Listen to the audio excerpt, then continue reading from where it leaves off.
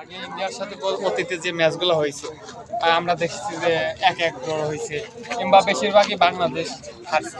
কিন্তু আশা করছি আমরা যে হামজা চৌধুরীর মতো একটা এত বড় মাপের প্লেয়ার আমাদের বাংলাদেশের দলে হয়ে খেলবে।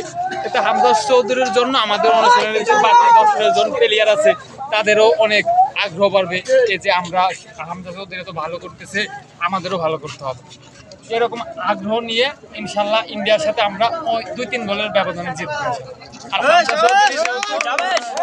চৌধুরী যেহেতু খেলবেন মিডফিল্ডারে, এই সাথে সে অত বড় মাপের একজন ইন্টারন্যাশনাল প্লেয়ার। ইন্ডিয়া তো তার কাছে কিছুই না, ইন্ডিয়া তো বাচ্চা। আমরা ইন্ডিয়া তো একজন বাচ্চা, যেমন যে গ্রামের চাচাতো ভাইরা আছে না, ঠিক তেমন।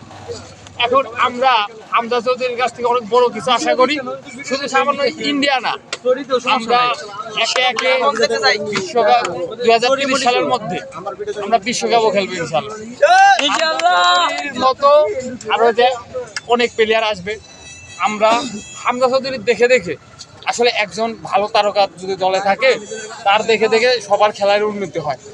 এই জায়গায় হামজা চৌধুরীর দেখে রাকিব আছে, মুরসালিন আছে, তারপরে ফাহিম আছে, সবাই দেখবেন অনেক ভালো করবে ইনশাল্লাহ। আমরা সাধারণ জনগণ বাংলাদেশ ফুটবল নিয়ে অনেক স্বপ্ন দেখি।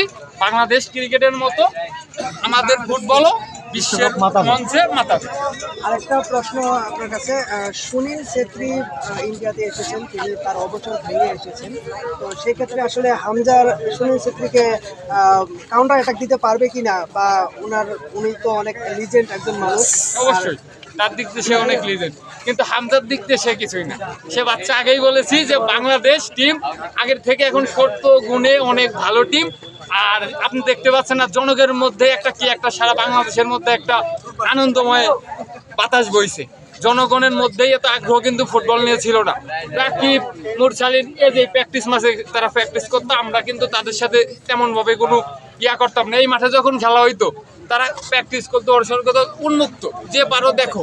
কিন্তু এখন দেখছেন আবহাওয়ায় কিন্তু চেঞ্জ হয়ে গেছে। বাংলাদেশ ফুটবল বাংলাদেশের ক্রিকেটের মতোই অনেক শক্তিশালী হয়েছে।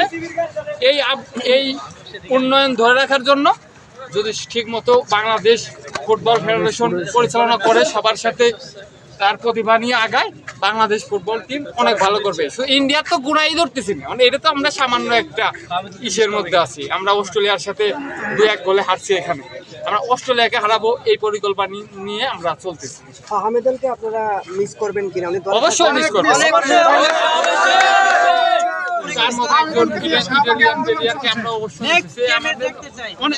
আমাদের হামজার পরেই তার নিয়ে আমাদের বাংলাদেশের টিমে অনেক আশা ছিল যে সে অনেক ভালো করবে, সে তো আমাদের গর্ব। কিন্তু ভাই চলে যাওয়াতে আমাদের 50% মানে আমরা ভেঙে পড়ছি, এরকম একটা। আজ তো অনুশীলন, তো আপনারা এখানে